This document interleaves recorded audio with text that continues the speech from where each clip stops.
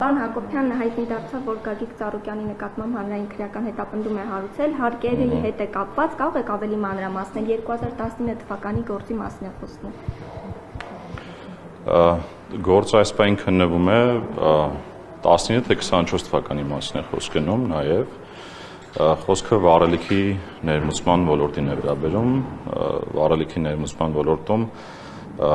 թաքցրած հարկերի մասին է խոսք գնում,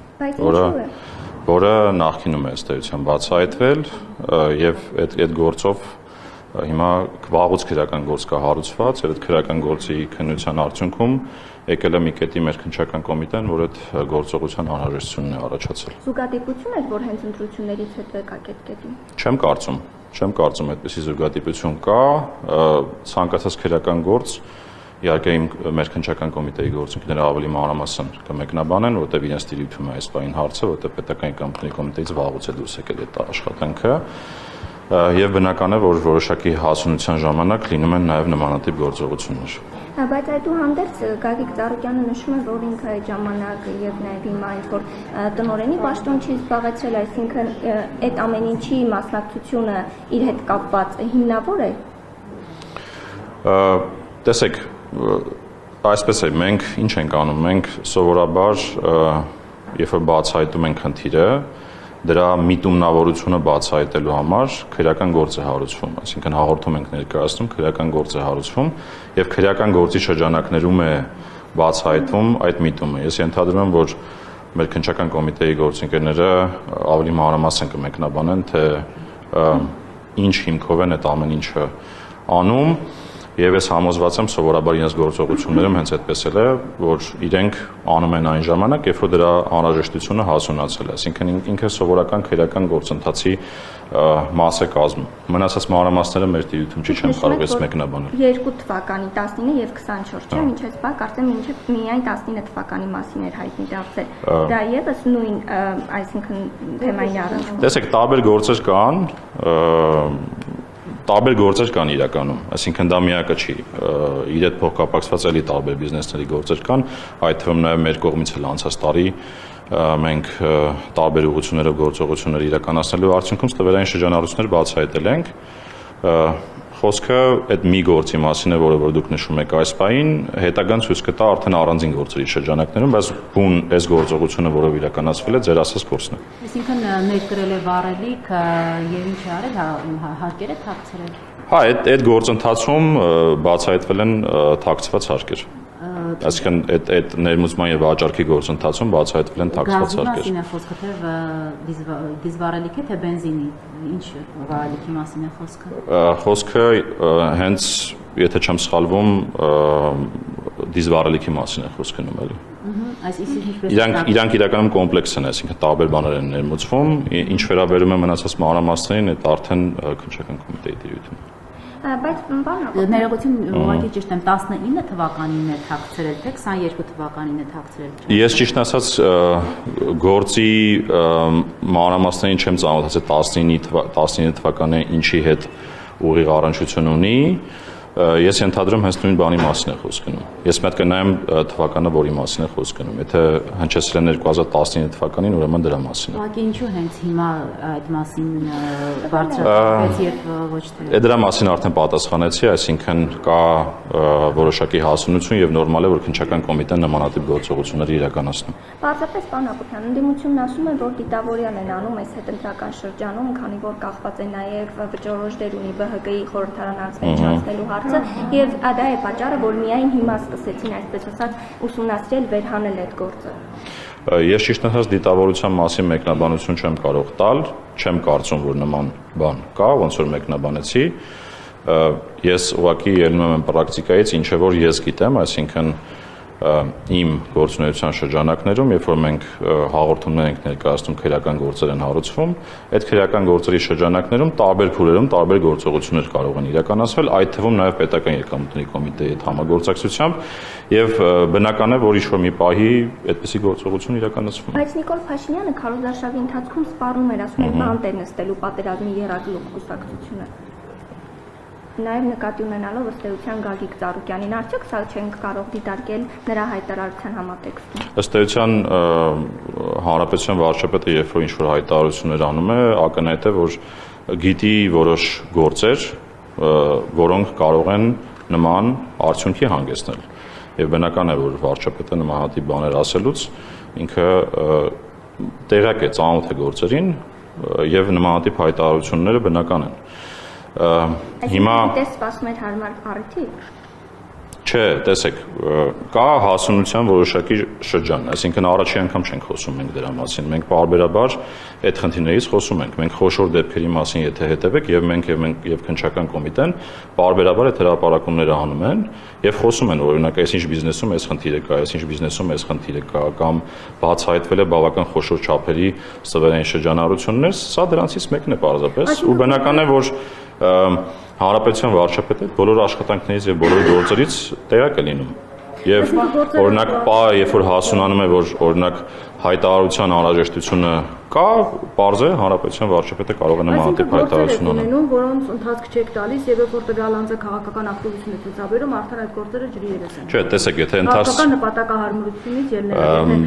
դուք ասում եք 21 թվական, 24 թվական, ինչու այդ դեպքում 26 թվականին գործը հարուցվեց։ Շատ այդպիսի գործեր կան, որոնք երկար են տևում, որովհետեւ տեսեք հանցավորության միտումնավորությունը կամ թաքցնելու միտումնավորությունը բացահայտելը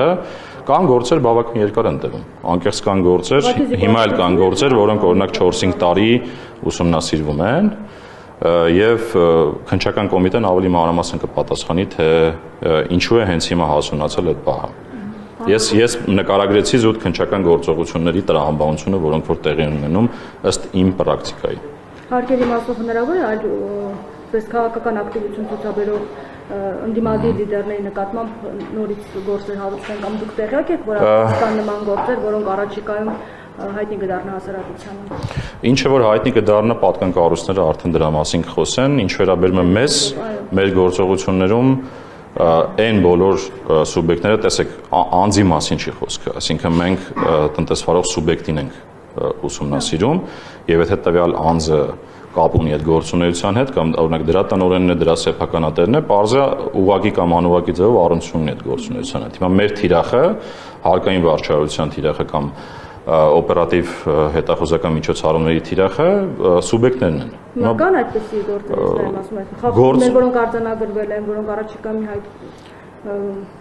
բոլոր ուղղություններով էլ կան, այսինքն եկեք չանձնավորենք, բոլոր ուղղություններով էլ կան գործողություններ ու այստեղ քաղաքական էլեմենտը բացարձակ կապ չունի, այսինքն մենք ընդ որում նշեմ, որ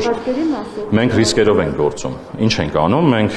տարբեր ոլորտների ռիսկերը վերանելով գործում ենք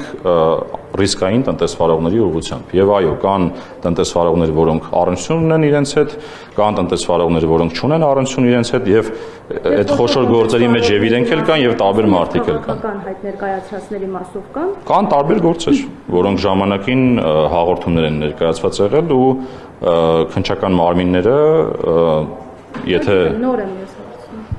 նոր գործողություններ կոնկրետ այս ներկայի դրությամբ 3 միակ բանի մասին որ խոսել ենք, մենք ենք վերջի ամիսների ընթացքում հերթական մեր ստուգումների շրջանակներում, երբ որ խաղատները հերթականությամբ ստուգում ենք, օրինակ Շանգրիլան էլ հայտնվել այդ ստուգումների շրջանակներում, այդ դրա շրջանակում ունեցել ենք բացահայտումներ եւ խախտումների բացահայտումներ, որը հիմնակ քննվում է։ Եվ պարոն Հակոբյան, ՊԿ Իրանի ժամանակ բեռնատարին հայտնաբերել է չհայտարարված 143 կապ բնական մաս, ինչի մասն է, խոսքը ինչ է բացահայտվել։ Դա մաքսանենգության դեպք է, այսինքն բնական մազը մեր մաքսանենգության դեպքերից մեկն է, այսինքն նմանատիպ բազմաթիվ դեպքեր լինում են ու սովորաբար ինչ ենք մենք անում, մենք սահմանային փորձում ենք սահմանում դրանք կանխել։ Եվ ըստ էության բացառիկ դեպքերից մեկն է, որովհետև մազը այնպես չի, որ շատ հայտնվում է մեր ուշադրության կենտրոնում, ինչի որովհետև հիմնականում թրմայուններն են հայտնվում, եւ այդ առումով ուղղակի հերթական մաքսանենգության դեմ պայքարի արդյունավետ գործողությունների հետևանք է։ Եվ ապրանքների արտահանման մասով ինչ կարող եք ասել, ինչ ասեք, ինչ հարցը ինչումն է, ես ասեմ։ Արտահանման ծավալների մասով, փոխհատուցման սահմանաչափերի մասով ինչ կարող եք ասել, ինչ առաջարկ ունեք այս մասով։ մի քիչ պիտի երևի ավելի կոնկրետացնեք հատկապես ինչ է նկատի ունեք, հա։ Տանել Պտուղ Բանջարյանը, ծառայողները եւ այլն, այս մասով դուք ինչ արտոնություններ եք տալիս, ինչ հնարավորություններ։ Պետական եկամուտների կոմիտեն արտոնություններ տալով չի զբաղվում, դա էկոնոմիկայի նախարարության աշխատանքն է։ Ես պարզապես նշեմ, որ ընդհանուր առմամբ մեր արտահանման դրական դինամիկան շարունակվում է ու նոր էլ եթե հետևում եք մեր բյուջեի քննարկումներին, էկոնոմիկայի նախարարն էլ ասեց, եթե ապրանքը որակով է ստանդարտներին համապատասխանում է, արտահանման խնդիր չունի, ուղղակի տեսեք ինչպես է տեղի ունենում, էլի պարբերաբար օրինակ Ռուսաստանի Դաշնությունը կամ ԵԱՏՄ անդամ մեկ այլ երկիրը պարբերաբար խստացումներ է իրականացնում հասկանալու համար, որքանով է որակը ստանդարտներին համահունչ լինում եւ այդ առումով մեր ՍԱՏՄ-ն բավական ինտենսիվ աշխատում է իր գործընկերոջ հետ, որպեսզի մեր որակը համահունչ լինի ԵԱՏՄ շուկայի պահանջներին եւ մենք որևէ խնդիր չունենանք մոտ գործելուց։ Ինչ վերաբերում է ձեր ասած արտոնությունը ասվածը, ոչ թե արտոնություն, այլ աջակցության ծրագիր, որպեսզի մեր արտահանումները դիվերսիֆիկացիա ապրեն։ Եվ այսօր էլ խոսեցինք էլի դրա մասին, կառավարության ծրագրով աջակցության ծրագիր եղավ դեպի Եվրամիության շուկա արտահանելուց, այսօր էլ եւս մեկը կառավարության նիստում պետք է քննարկվեր, կարծում դրան էլ հետևած կլինեք, այսինքն այս շարքը շարունակում է նույն նրա համար, որ մեր արտահանումը ապրի դիվերսիֆիկացիա, որը կարծում եմ տնտեսության զարգացման ու կայուն զարգացման տեսանկյունից կարևոր քայլ է կառավարության կողմից։ Սա է ճանապարհը։ Եվ ավելին երեք ես նաև խոսել եմ դրա մասին, որ մենք էլ մեր մասով փորձում ենք մաքսային գործընթացները հնարավորինս այնպես դարձնել բոլոր ուղղություններով, որ մեր արտանողները որևէ խնդրի չհանդիպեն մաքսային վարչարության մասով եւ եթե տեղյակ եք վերջերս մենք Եվրամիությունում կցորդենք նաեւ նշանակել, որը առաջիկա օրերին կանցնի աշխատանքի եւ այնտեղի հետ կապված հարցերով էլ մաքսային վարչարության հարցերով նաեւ ինքը ինտենսիվ կզբաղվի։ Շատ են լինում ձեզ գործարանները, թե արտահանումով զբաղված։ Օգնելու այդ վարչարության հարցերը եթե քիչ։ Բնական է, եթե խոսքը մաքսային համակարգի մասին է, դիմում են պետական եկամուտների կոմիտեին կամ մաքսային մարմնին։ Հատկապես, բայց մենք փորձում ենք օգնության, որ ասեք ինչ օգնություն նկատի ունեք։ Հա, փաստաթղթերի հետ կապված շատ դիմել ասածը մենք ինչ ենք անում, մեր քաղաքականությունը հետևյալն է մաքսային ոլորտում։ Մենք որևէ բան, որ արտաքին շուկաներում փոխվում է, հատկապես ԵԱՏՄ-ում որ փոխվում է, մենք նախորդ տեղեկացնում ենք։ Օրինակ նույն ԵԱՏՄ-ում եւ Ռուսաստանում որոշակի փոփոխություններ եղան վերջին շրջանում, դրանք բոլորը մեր համակարգերով շատ օպերատիվ ձևով ծանոթում ենք, այդ ծանոթման արդյունքում էլ իրենք տեղյակ են լինում, որ կա այսպիսի պահանջներ այդ շուկաները մուտք գործելիս, եւ երբ որ իրենք խնդիր են ունենում, իհարկե օպերատիվ աշխատանք ենք տանում մեր նաեւ մաքսային տարբեր երկրների գործընկերների հետ, որպեսզի ավելորդ բյուրոկրատական քաշքշուկների չհանդիպեն այդ փաստաթղթերը ներկայացնելիս։ Նկատի ունեմ անակնկալի չեն գալիս, ինչ մի բան պակաս է, շտապ պետք է արձանագրի, բայց այդ թղթերը։ Իրականում, տեսեք, տարբեր բիզնեսմեններ կան, մենք մեր առավելագույնը անում ենք, անկեղծ ասած, այսինքն մենք չկա այնպիսի կարգավորում, որը ուժի մեջ է մտնում եւ դա չի կոմունիկացվում կամ չի ծանոթվում մեր արտահանողին կամ ներմուծողին։ Այլ հարց է, որ լինում են արտահանողներ, որ ներմուծողներ, որոնց փաստաթղթային փաթեթները միշտ չի որ ամբողջական են լինում եւ դրա պատճառով երբեմն հանգում են խնդիրների։ Բայց թող ես ուղղակի հայտարարում եմ ամենայն պատասխանատվությամբ, որ մենք միշտ բաց ենք ցանկացած մաքսային խնդրով աջակցելու մեր բոլոր արտահանողներին եւ բոլոր ներմուծողներին։ Շնորհակալություն։